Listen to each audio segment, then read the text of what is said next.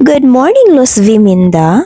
Anong meaning ng Luz Viminda? Luzon, Visayas, Mindanao. Maligayang pagbabalik sa aking pag-vlog. But of course, maghay muna tayo sa mga tao sa likod. Ayan, malalaki na ito yung mga kiddos ko. And of course, meron tayong bisita for today. Ayan, bising-busy niya. Grabe naman ito makatext. Grabe napakaseryoso naman. Pupunta pala kami sa Bahada, guys. Meron kami kukunin doon. And then of course, dito tayo dumadaan sa Diversion Road. Ito na pala yung itsura niya sa bridge, no? Ang laki naman. Excited na akong dumaan dyan sa itaas ng overpass. At elevator na kami sa building ng aming pupuntahan dito sa 9th floor. And then of course, magkakape muna tayo dahil meron tayong hinihintay na products na in-order ko online. OMG, na-miss kong magkape dito. Matagal-tagal na kasi ako yung nakapunta dito sa office dahil na mga raming ganap sa buhay ko. And this is my favorite, Live Coffee. And of course, hindi kompleto ang kape pag walang chika. Marites pa rin sa 2025. Ito pala ang order ng client ko online. So, dito lang namin pinipick up sa branch namin dito sa Bahada. Vitamin C pa more.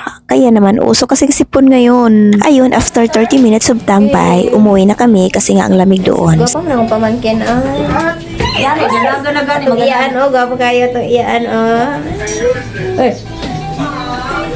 And of course, hindi pwede walang picture dyan sa baba kasi ang ganda ng view. Our first pabuang-buang sa 2025. Scripted yarn. Lahira yun yung kamera karon murag nitaas man ko. Kunya ni payat sab mi. Uy, ayaw ginmog to. Halo ay kaninot pa diri mangukay. Sa una, naglabay-labay rami diri sa una. Kaya man may pampalit. Charot. Kanya kay syempre kagabiin naman no. So, gutom na ang lahat. Kaya bumili na rin ako nito. Request yan ni Habi. So, ito yung namin, cravings namin. Gusto namin ngayon mag-isda, as in sinugbang isda. Barilisan yung hanap ko na isda pero wala sila dito. Ewan ko anong muro-muro yung napili namin na isda kasi yun lang din yung available. At nagpaluto na rin pala ako ng hotdog para sa mga bata. So sa video na to, luto na yung hotdog. At nagchika-chika pa kami ni ate. Nagtatanong ako kung meron ba silang libreng sabaw. Sabi naman ni ate meron daw silang libreng sabaw pero hindi siya bulalo.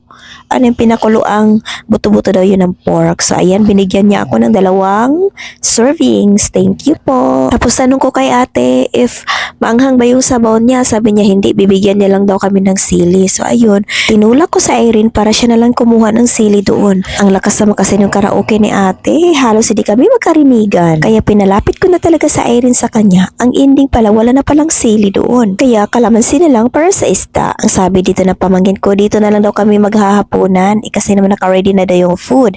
Sabi ko naman hindi pwede kasi maghihintay yung tito nila doon sa sasakyan. At saka ayaw din naman niyang kumain sa mga ganito kasi nahihiya siya. In short, mahiyain siya. At nakiinom pa ako dito. Hindi ko naman alam na meron pala silang dispenser dito. So ayan, yung normal water na lang yung ininom ko. So sabi ko, wag na lang kuya, hindi ko nakita Bulag kasi ako sa pagmamahal. Hoy! At sa wakas, saluto na yung aming isda. So may kukunin din ako sa kabila kasi meron akong in-order dito na pansit canton. Madali lang naman gumawa ng pansit canton guys. Pero dito, ayoko na magluto sa bahay kaya nag-order na lang ako. Hanggang ngayon may sipon pa ako. Pipili kaya ako dito sa pharmacy na to. Cheres.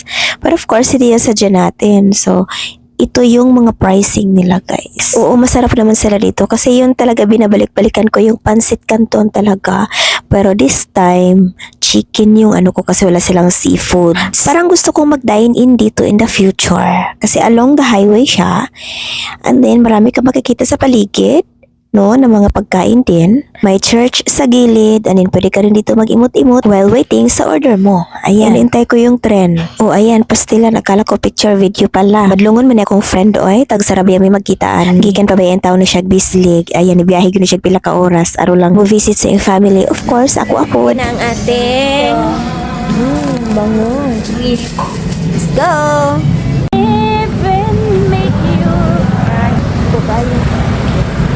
So ayan, manglakaw na mga minions or mga elementary.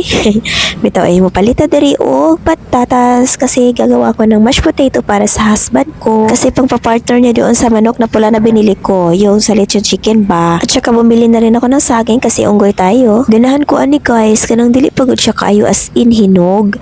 Tawag ana nila balbangaan. Amot usay sa Tagalog anang balbangaan basta mauna na siya. Lami maguna siya isuwa sa kanang ginamos ba.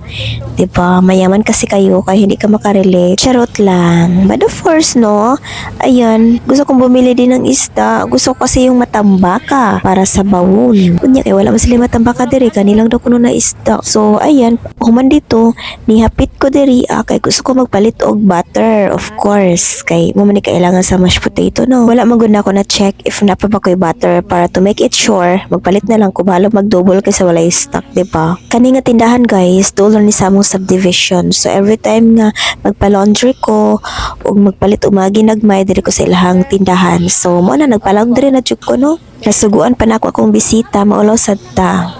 Pero okay naman na siya, buutan mo na siya nga bisita. Ginapalondre na mo ang mga mong comforter o kanang mga habol kay naman may washing machine pero dili siya makaya sa dryer. Cute magud akong washing machine. So feeling na ako kung akong ipilit, maguba na siya. Wala pa tay budget. Og isa pa sa kapobre na mo guys, wala mi halayan ko asa na mo ihalay itong mga habol.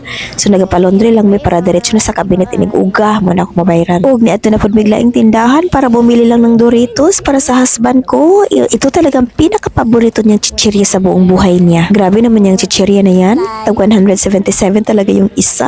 Deserve. You man, cause the parcel. Opo. Asa mo nakitaan? Parcel, ma'am. Salod, Okay, sulod lang. Munggi, amit gay na guys. Ayan, so ang sabaw na ipakapin sa ating nga sabaw. Sabaw daw na, ba't lang lami bakhan. Oh, lumos ang saging. Ba? Nanda ko kay kong kaldero, pang binignit na siya kalag-kalag.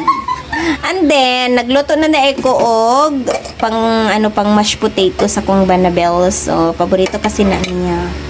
Zibu zaman at zizi. Ayan. So, Sister, patilawa din ko anong pagkaon sa Amerikano, sister.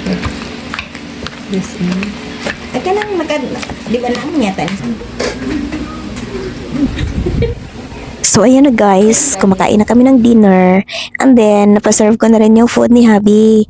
And then of course, mag-celebrate na tayo para sa ating productive day sa ating laag-laag. Chares! Thank you for watching. Bye! Wait pala, don't forget to follow me and subscribe.